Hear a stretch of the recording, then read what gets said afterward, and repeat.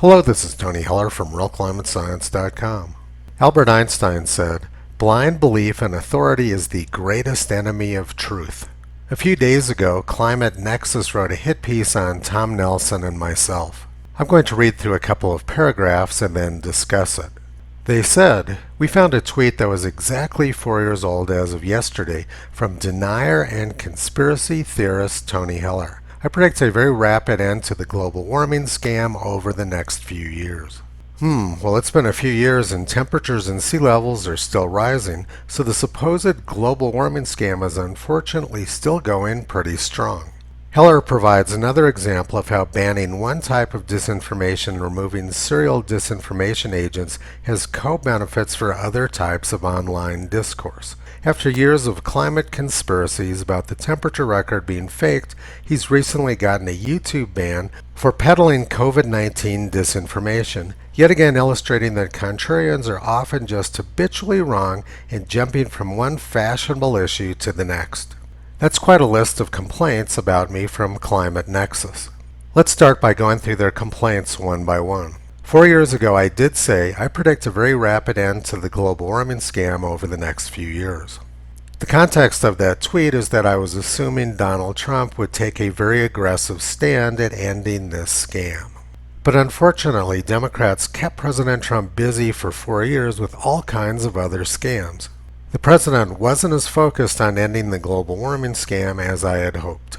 Climate Nexus specifically excluded the context of my tweet in order to misinform their readers. Now let's look at the misdirection they attempted. They said temperatures and sea levels are still rising, so the supposed global warming scam is still going strong. Sea level has been rising for about 20,000 years. The total rise during that period is about 120 meters or 400 feet. And almost all of that 400 feet of sea level rise occurred before 7,000 years ago. But Climate Nexus wants you to believe that the very slow current rate of sea level rise is a man-made global warming crisis. Their premise is completely absurd. Next, let's look at their claim that temperatures have risen over the last 4 years. According to satellite data, temperatures have declined over the last 4 years, and for the past few months they've been pretty close to the post-1978 average. For most of the past 25 years, temperatures have been oscillating around the same zero baseline. Atmospheric temperatures are largely controlled by the temperature of the Pacific Ocean. We get peaks during El Niño years and valleys during La Niña years. We had a couple of very large El Niños over the past decade which produced 2 large peaks, but now we're back down close to the 0 point. Prior to the year 1995, temperatures were largely controlled by 2 large volcanic eruptions. The eruption of Mount Pinatubo in the Philippines caused a large drop in temperature, and a decade earlier the eruption of El Chichon in Mexico also caused a large drop in temperatures. If we remove the noise caused by volcanic eruptions and Pacific Ocean cycles, there's not much indication that Earth's temperature has changed much over the last 40 years. According to the University of Maine, global temperatures yesterday were about 0.1 degrees Celsius below normal. Global warming theory says that temperatures in Antarctica should be getting very hot, but yesterday they were 8 degrees Celsius below normal.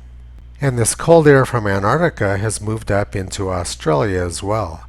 On June 10th, Sydney had their coldest June day since 1899, and lots of snow around New South Wales. There's been lots of record cold around the world this year. CO2 seems to be having difficulty trapping heat. Now let's look at Climate Nexus' other claim. They said that I had a YouTube ban for peddling COVID-19 disinformation. This is YouTube's explanation for why they banned me. They said, YouTube does not allow content that spreads medical misinformation that contradicts the World Health Organization. So YouTube's definition of misinformation is questioning authority. This is exactly what Albert Einstein was warning about when he said, "Blind belief in authority is the greatest enemy of truth." Foreign Policy magazine said that the World Health Organization is China's COVID-19 accomplice. But YouTube won't let me question the authority of the World Health Organization. Climate Nexus made no attempt to contact me. They spread all kinds of misinformation about me, and they didn't give me an opportunity to rebut the misinformation they were saying. They quoted one sentence I said, but out of context. The real problem here, though, isn't that these people are dishonest. I've been documenting that for more than a decade. The problem is that the press promotes these lies and won't allow any other viewpoints to be presented.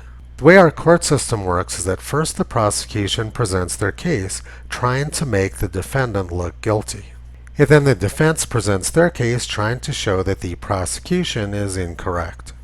If the defense was not allowed to present their case, then the prosecution could say whatever they want, and 99% of cases would end in a guilty verdict. And that's exactly what the press is doing. They only allow one side of the argument to be presented. Climate Nexus knows that if they allowed me to speak for myself, I would quickly show that what they're saying is complete nonsense. Their scam depends on not allowing the other side to be heard. On October 18, 1933, a white mob of 2,000 people lynched George Armwood in Maryland.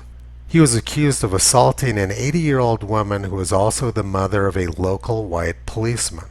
Shortly after being arrested, an 18-year-old boy cut off his ear with a butcher knife. The growing mob then beat George Armwood nearly to death, dragged him to a tree where he was hanged. Afterwards, the mob cut down his corpse, dragged it through the streets, hanged it again, and then staged a public burning. The mob of 2,000 lynchers included men, women, and children. They were very angry, and they believed that their anger and hatred was justified. They believed that George Armwood and black men in general were a threat to their safety. They denied George Armwood the right to a defense. They denied him due process and believed they were 100% justified in their actions. Hate groups always believe that their censorship and denial of due process is for the public good. Climate Nexus wants their readers to believe that skeptics like myself threaten their safety and threaten their future.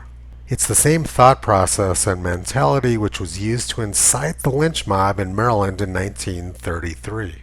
We now have cancel culture, which is a cyber lynch mob organized against anyone who questions authority. Our corporate media has been established to protect authority and thus has become the greatest enemy of truth. I discredit climate alarmists by showing exactly what they're saying and what they've said in the past. The case they're presenting doesn't stand up to any scrutiny. So in order to keep their scam going, they rely on censorship and spreading a constant stream of disinformation. If they were confident in their position, they would welcome debate instead of enforcing censorship. Toto has been pulling back the curtain on these scamsters for the past 13 years. You can visit him in Kyrie on the web at realclimatescience.com.